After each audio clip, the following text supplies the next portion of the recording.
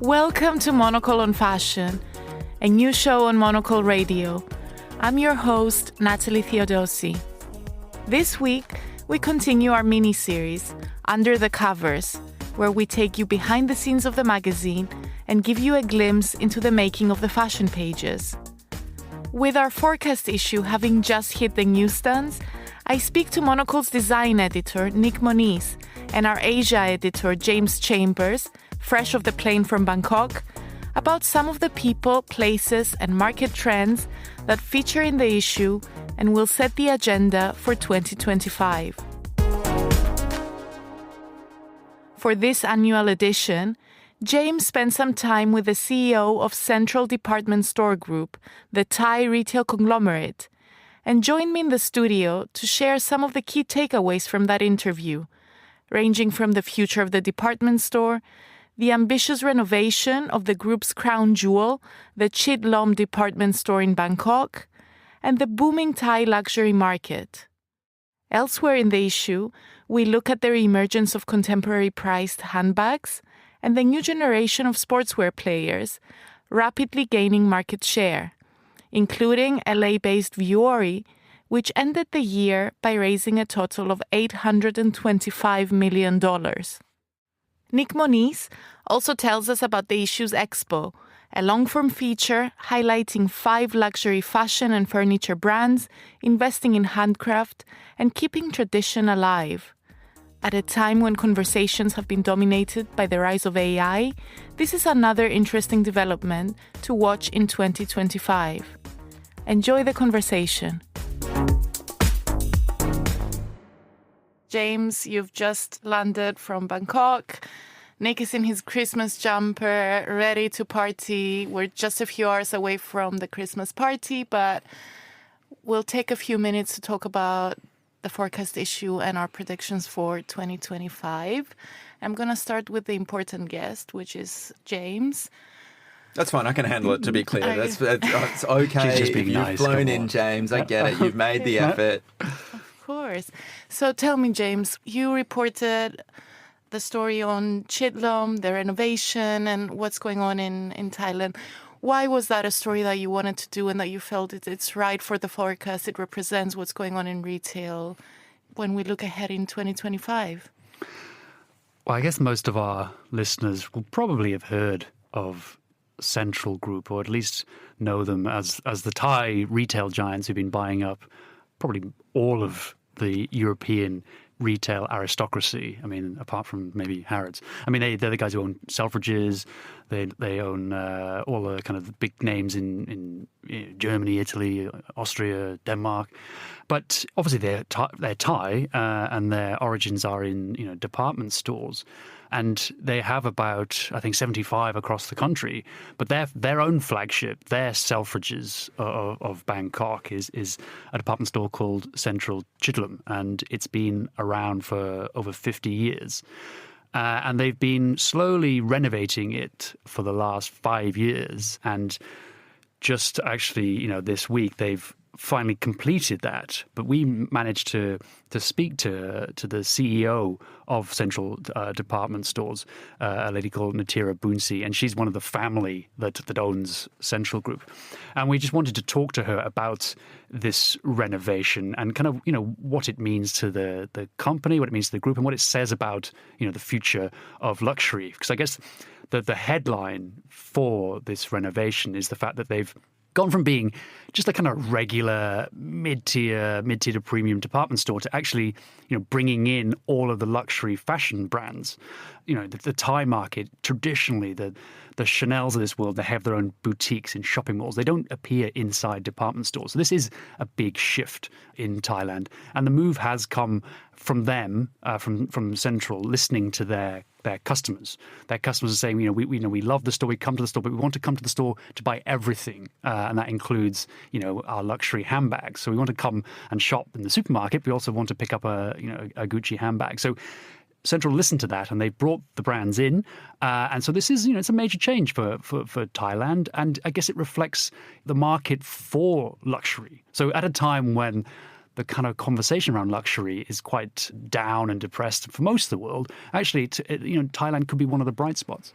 Exactly. And is that why you think the brands from their side, they are now opening to the possibility of working with a department store like Chidlom instead of just running their own boutiques, or a lot of them didn't have any presence in Thailand to begin with?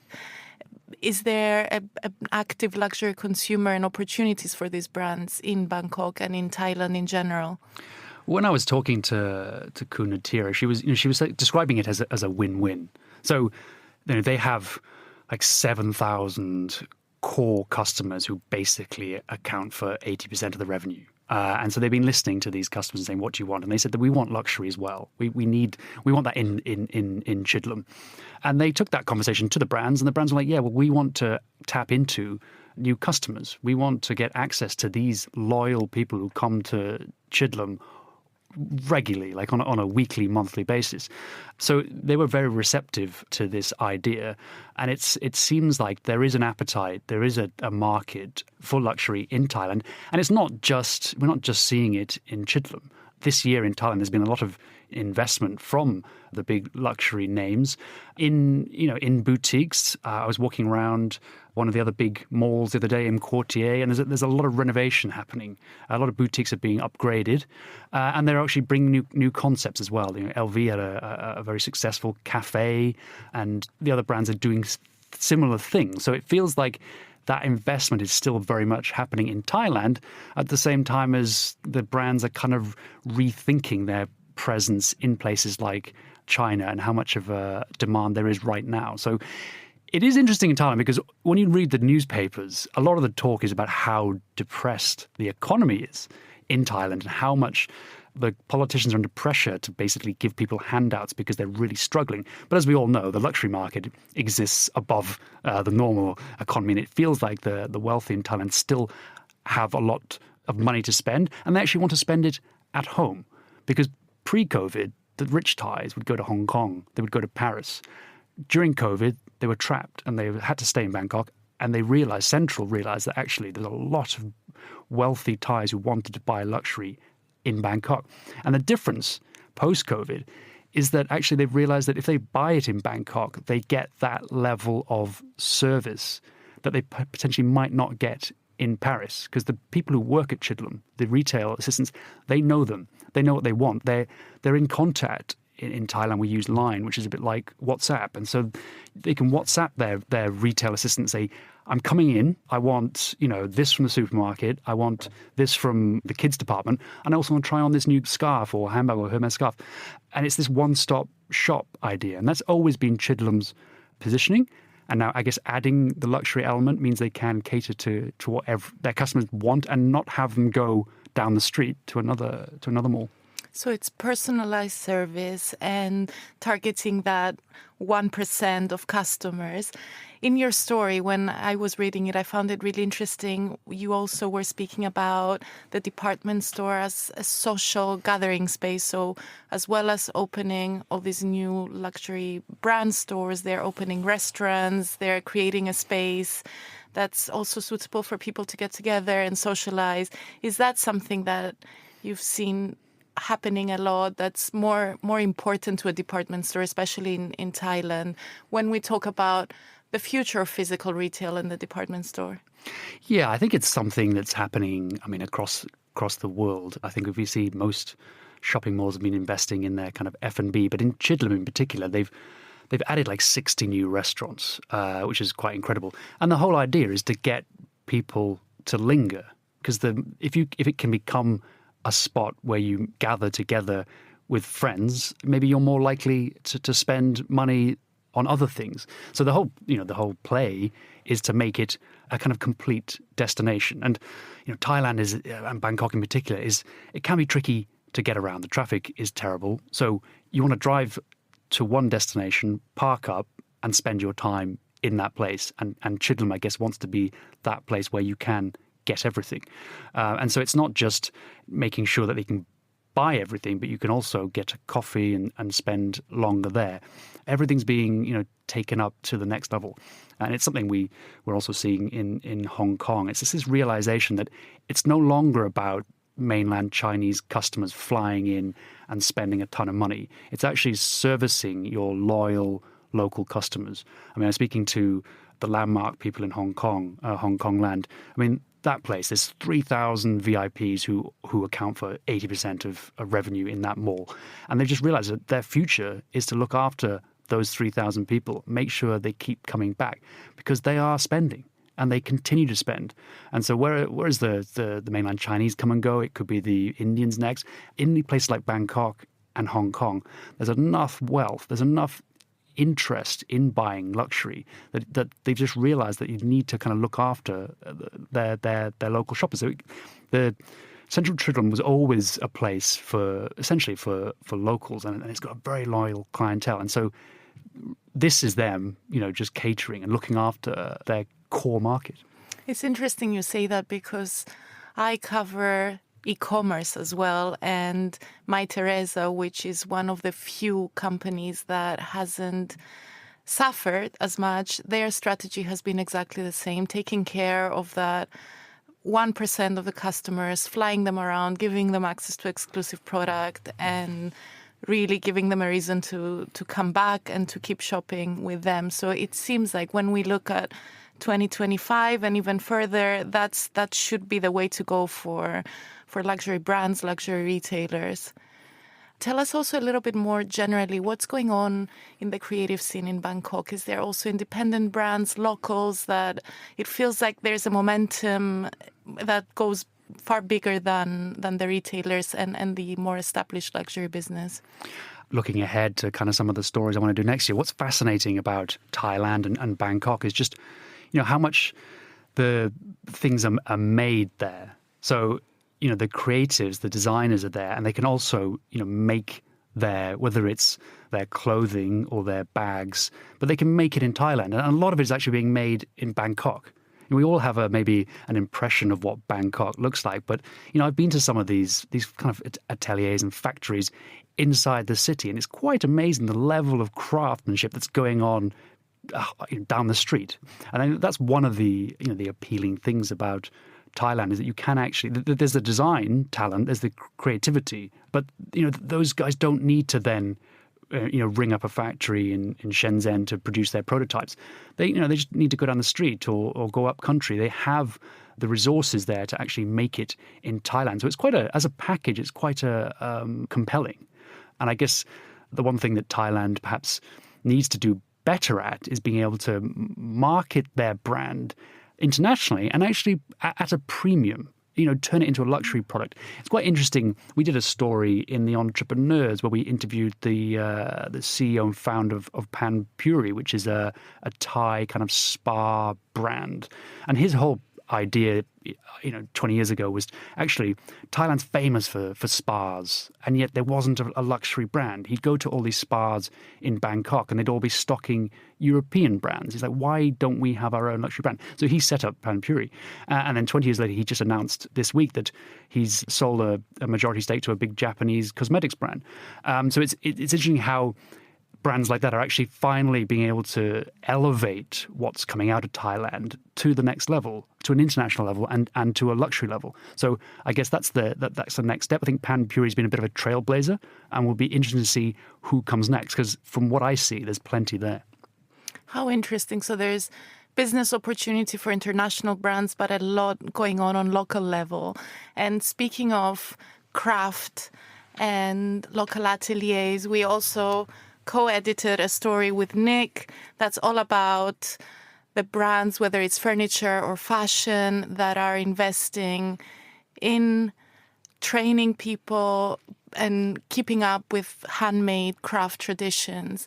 Nic, tell me, why did you want to work on this story, and why did it feel relevant to what's happening now, what brands will be investing in the new year? Well, I think it's fascinating. It's kind of coming off the back of a little bit of what James is talking about there in terms of luxury and, and how we define luxury. I mean, it's, to me, for a long time it was kind of an abstract sort of word, an abstract sort of term. What does that mean? Is it just something that's expensive? Is it just something that's for the 1%, et cetera, et cetera? But I think in reality, what we're seeing brands do is almost define it as something that is special. It's maybe less to do with the price point. It's more to do with a very curated retail experience, or in the world of fashion and design, it tends to be something that's a little bit, I don't want to use the artisanal, but maybe something that's a little bit special in the way that it's made or the way that it's put together, or indeed the design story behind it. And to deliver that, and this story, I guess, emerged through a back and forth between yourself and myself. What we sort of observed is there's this tendency for design brands to ensure that they can continue delivering this level of care and thought and human touch, whatever you want to call it, that is in their products. And the way that they're doing this is by actually not relying on finding craftspeople graduating from various different schools, but building it and making those craft schools themselves. Sometimes they're serving the brands. On other occasions, it's really about, I guess, serving the broader community. So we kind of picked a mix of different brands that were doing this that spanned across fashion and design. I mean, tell us about the fashion. Who did you turn to pull this story together? We looked at Italy, where really there's so much investment both in education and in craft tradition. And we looked at tailoring. We went to Abruzzo, where Brioni has its own tailoring school and trains a lot of students to continue making their suits in those traditional handmade ways. And we also went to the Tots factory, where again there's a lot of tradition around footwear making. But what I found really interesting is that even if we were talking about different mediums, there was tailoring, there was footwear, there was furniture, the stories were so similar. It was family businesses who had a real passion about honoring their heritage, educating people, giving them opportunities, new vocations, and keeping up tradition. And I think it's interesting because we are seeing it as a really forward-thinking story, even though if you do look at the headlines, it is a lot more about AI and technology. But in reality, this is equally modern and what will keep luxury thriving, no? And I think there's an element of, and you talked about family traditions, but I think as well there's an element of, having a heritage is kind of luxurious, and being able to tap into this maybe a centuries old story is kind of luxurious. It's something that we're all kind of looking for meaning. I mean, some of us are looking for meaning. I don't know about you, James. I'm trying to find meaning constantly. Who am I? What am I doing? But, we see this come through in a company like Ligné Rosé, who are a French furniture firm. Multiple generations have run it. Olivier Rosé is their current CEO, and it's not only about his family, but it's also about the families of the craftspeople in the region. This is their factories just outside Lyon, and the people there have been working with the furniture makers for nearly a century. So whilst it might also be about pushing a brand or a family heritage forward, it can also be about continuing that of a wider community. And I think that's what makes it so special. And then there is obviously an element of continuing the heritage of a brand. I mean, Buccellati, for instance, was a jewelry brand that we profiled. They partnered with a university to make sure that they've got well-trained jewelers. Then there's Carl Hansen and Son, and they've got the lab, which is on an island outside of Copenhagen. And there it's actually more about preserving the heritage of the brand. So it's knowing how, we made chairs one particular way 70 years ago. There's still some merit and value in that. You won't find a sturdier structure.